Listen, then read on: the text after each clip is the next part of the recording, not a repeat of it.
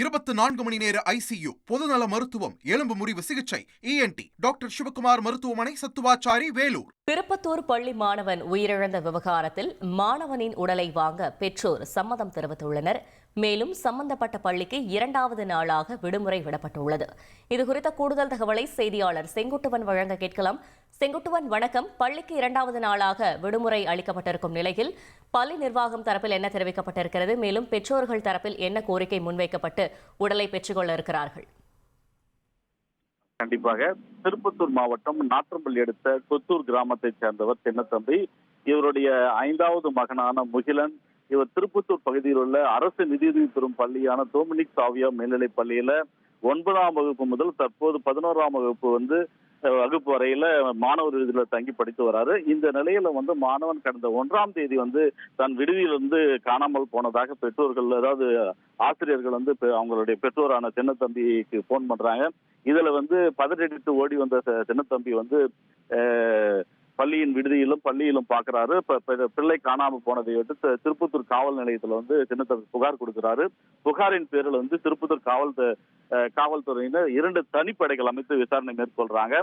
இந்த நிலையில நேற்று மாலை, அதாவது ஞாயிற்றுக்கிழமை காலை அந்த பள்ளியின் உள்ள மூடிய கிணற்றிலேயே அந்த இறந்த முகிலனுடைய சடலம் மீட்கப்படுது. அதை மீட்கப்பட்டு உறவினர்கள் பல்வேறு போராட்டங்களுக்கு இடையில உறவினர்கள் நேற்று முன்தினம் அதாவது திங்கட்கிழமை மாலை உடலை பரிசோதனை பண்றது, உடலை பிரயோத பரிசோதனை பண்றதுக்கு அனுமதிக்கிறாங்க. அனுமதியின் பேரில் உடலை வாங்க மறுக்கிறாங்க. ஏன்னா அந்த கல்லூரியில் உள்ள முதல்வர்கள் மற்றும் பணியாளர்கள் தன் பிள்ளையை துன்புறுத்தியதாகவும் அவர்கள் மீது உடனடியாக நடவடிக்கை மேற்கொண்டு அவர்களை கண்டிப்பாக கைது செய்தால் மட்டுமே என்று இந்த முகிலனோட உடலை பெறுவோம் என்ற ஒரு பெரிய கோரிக்கை வைக்கிறாங்க.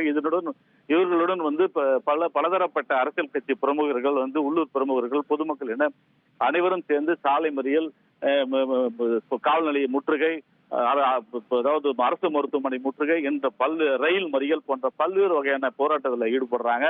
அந்த நிலையில இன்று அந்த டொமினிக் சாவியா பள்ளியானது 2வது நாளாக மாணவர்களின் நலன் கருதியும், அதாவது பாதுகாப்பு கருதியும் அந்த பள்ளி 2வது நாளாக இன்று விடுமுறை அளிக்கப்பட்ட நிலையில ஆசிரியர்களையும் பணியாளர்களையும் கல்வி முதல்வர்களையும் பள்ளிக்கு வர வேண்டும், தீவிர விசாரணை மேற்கொள்ள வேண்டும் என்ற ஒரு அறிவிப்பை காவல்துறை விடுக்கிறாங்க. இந்த நிலையில இன்று காலை அதாவது தொடர்ந்து காவல்துறையின் மீதும் இந்த தமிழக அரசின் மீது எங்களுக்கு நம்பிக்கை இல்லை, என்னுடைய மகன் இழப்பிற்கு நீதி கிடைக்காது அப்படின்ற சூழ்நிலையை கருத்தில் கொண்டும் தங்களுக்கு நீதி கிடைக்காது என்ற ஒரு நிலையில் தங்கள் இந்த உடலை பெற்றுக் கொள்கிறோம் என்ற ஒரு அறிவிப்பை அந்த உறவினர்கள் மற்றும் அந்த பெற்றோர்கள் அறிவிச்சிருக்காங்க.